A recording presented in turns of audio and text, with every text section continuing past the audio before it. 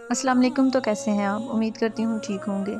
Islamic رہنمائی سے related daily video دیکھنے کے لیے ہمارے چینل کو سبسکرائب کریں اور بیل آئکن کو دبا دیں تاکہ آپ کو مزید آنے والی ویڈیو کا نوٹیفیکیشن ملتا رہے۔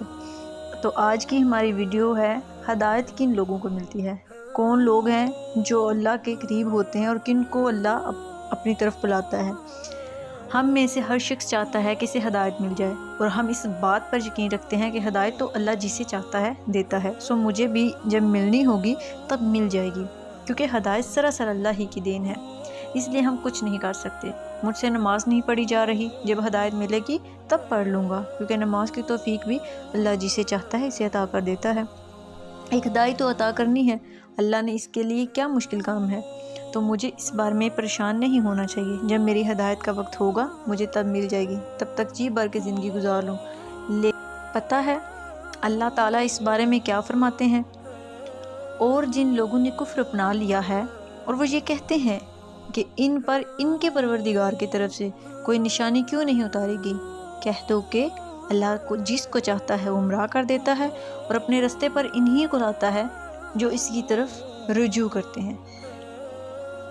اس آیت میں کفار مکہ کے بارے میں فرمایا گیا ہے کہ وہ بار بار حضور پاک صلی اللہ علیہ وآلہ وسلم کو تنگ کرتے تھے اور کہتے تھے کہ باقی انبیاء کو تو بہت معجزے عطا کیے گئے تھے، بہت نشانیاں دی گئی تھیں کہ وہ اللہ ہی کی طرف سے بھیجے گئے ہیں، لیکن حضرت محمد صلی اللہ علیہ وسلم پر ایسی کوئی نشانی یا معجزہ کیوں نہیں بھیجا گیا؟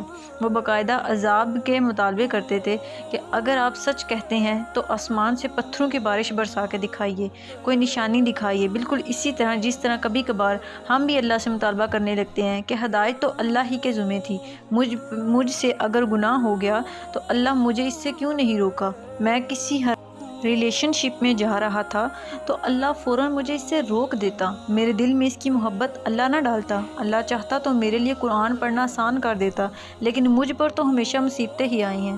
اللہ مجھے ہدایت نہیں دینا چاہتا، تبھی میں نیک نہیں بن سکا۔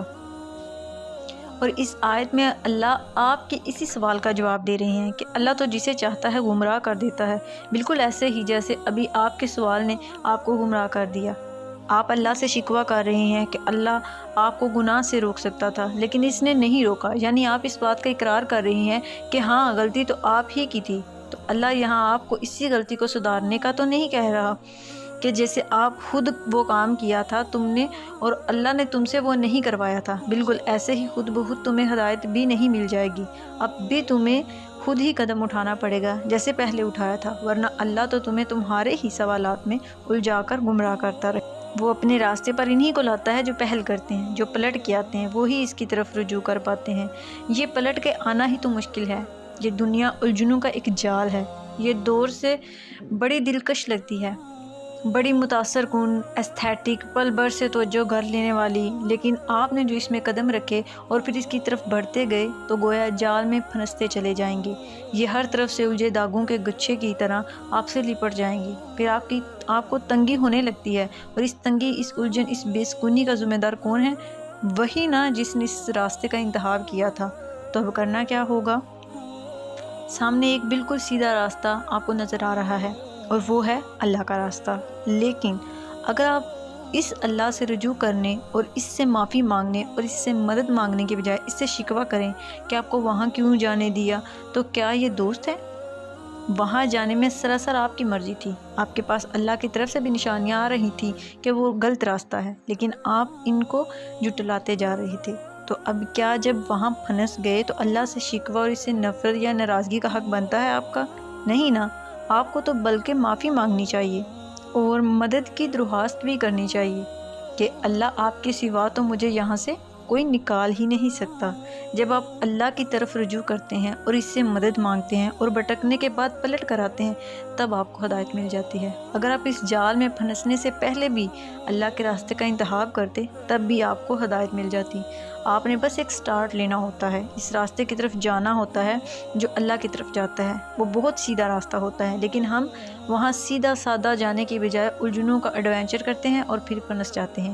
اب بھی اگر ہم سٹارٹ لیں اور پکی نیت کر لیں، پکا ارادہ سیدھا اللہ کے راستے کی طرف جانے کا، تو تب اللہ ہمیں وہاں سے نکال بھی دیتا ہے اور ہدایت بھی دے دیتا ہے۔ اس ہدایت میں بھی تو اللہ یہی فرما رہا ہوتا ہے کہ پہل بس تم نے کرنی ہے، آگے کا کام اللہ کا ہے۔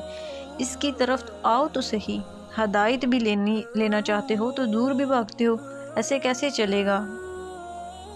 تو میرے پیارے پیارے اسلامی بہن بھائیوں، آج سے ہی اپنا سٹارٹ لیں، آج سے ہی فرسٹ سٹیپ اٹھائیں اور اللہ کی طرف شروع ہو جائیں۔ چھوٹی سی نیکی سے شروع کریں، انشاءاللہ آپ کو ہدایت ضرور ملے گی۔ اگر میری ویڈیو اچھی لگی ہے تو کمنٹ میں ضرور بتائیے گا، اور آگے آپ کو کس ٹاپک پہ ویڈیو چاہیے یہ بھی کمنٹ باکس میں ضرور بتائیے گا۔ ہمارے چینل کو سبسکرائب کر لیں تاکہ مزید آنے والی ویڈیو کا نوٹیفیکیشن آپ کو ملتا رہے۔ اللہ حافظ۔